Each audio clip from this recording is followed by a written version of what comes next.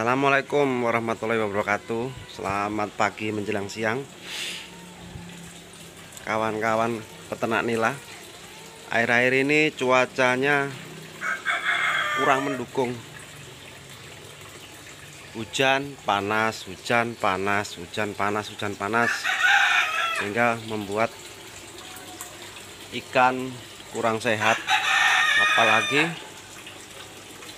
masih anakan atau masih ukuran 57, 46. Cuaca seperti ini membuat pH air kolam menjadi turun, sehingganya kondisi kolam sedikit asam. Nah, ini yang membuat ikan kurang nyaman di dalam kolam. Nah, pagi ini akan saya bagikan sedikit tip untuk menaikkan pH air kolam secara sederhana. Untuk dua sistem. Yang pertama, menaikkan pH air kolam untuk sistem RWS pada ikan lele. Nah, ini ikan lele saya yang sistem RWS atau red water system. Ini yang kedua adalah pada ikan nila saya. Ini ikan nila sistemnya organik biasa, menggunakan resirkulasi yang sederhana, yang murah, memanfaatkan ember bekas cat yang sudah dibersihkan dan dicuci pakai obat. Nah, yang ketiga, ini ikan mas saya masih kecil-kecil, masih larva seukuran ini jari saya ini. Ini juga sistem biasa, hanya saya tambahkan sirkulasi yang sederhana menggunakan ember. Nah, nanti ini akan saya bahas sendiri sirkulasi sederhana. Nah, ini ikan mas saya sehat-sehat, ini jumlahnya 250 ekor.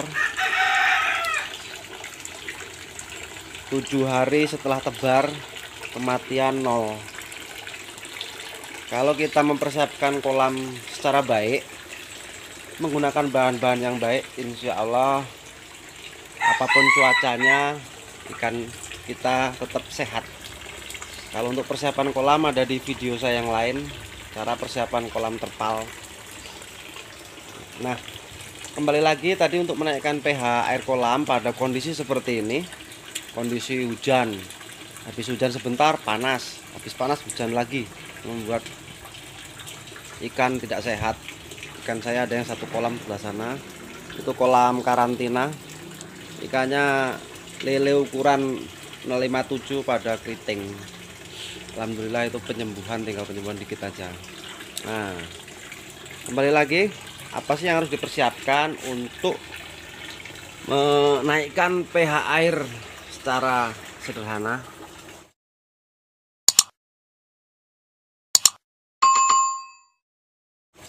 Yang pertama, kawan-kawan bisa siapkan ini kapur dolomit. Ini kapur dolomit bisa dibeli di toko pertanian, ini murah. Kalau di sini 30.000 sudah dapat 50 kilo, ada yang 40.000.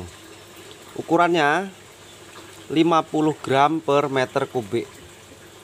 50 gram per meter kubik. Ini kalau tidak tahu pakai sendok, sekitar 3 sendok lah per meter kubik. Yang kedua adalah garam. Garam ini untuk menetralkan pH, apalagi kolam kita itu tidak memakai teduhan. Alhamdulillah kalau kolam saya memakai asbes, sehingganya tidak terlalu. Yang selanjutnya ketiga adalah pH meter. Kalau kawan-kawan tidak punya pH meter, jadi kira-kira sajalah per berapa minggu itu dikasih dolomit supaya pH-nya stabil, atau berdasarkan curah hujan. Kalau hujannya terus menerus seminggu bisa 4 kali ya, sering-sering melakukan dolomit. Nah ini mohon maaf kalau kawan-kawan punya ilmu lain atau pengalaman lain, ini berdasarkan pengalaman dari kolam saya sendiri. Nah mudah kawan-kawan. Pertama ambil air secukupnya, masukkan dolomit yang tadi sudah ditimbang, diaduk-aduk sampai dolomitnya larut dalam air, dan biarkan sebentar supaya mengendap. Ada seperti pasir itu mengendap, itu jangan dimasukkan ke kolam. Makanya dolomit ini jangan ditabur, karena hasil endapannya ini bisa dimakan oleh ikan. Nah sambil nunggu kita cek pH. Untuk kolam saya yang sistem RWS. Kalau yang belum tahu gimana sih sistem RWS ini, cara membuatnya, probiotiknya itu ada di video saya yang lain. Coba kita cek pH-nya. Ini airnya belum merah kawan-kawan, ini hampir mau merah ini. Bentar lagi mungkin merah, ini sudah coklat kuning merah.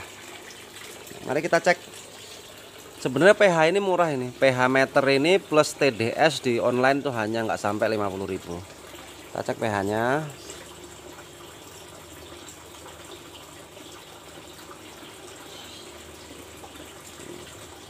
Di setiap tempat berbeda-beda pH air. Kalau di tempat saya ini benar-benar asam pH-nya kalau air dari sumur bor. Saya menggunakan sumur bor.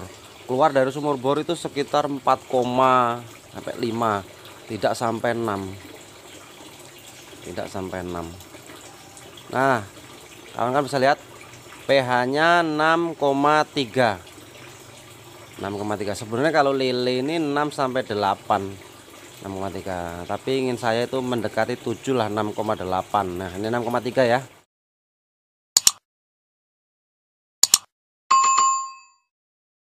Enam koma 6,3. Nah, ini udah kelihatan 6,3.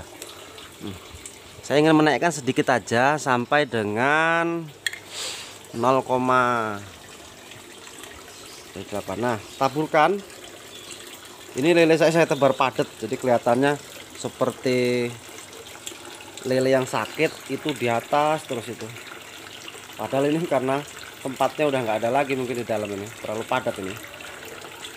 Ini ukuran kolam 2x1, 1000 ekor. Saya sortir 1 bulan sekitar 70-an sana.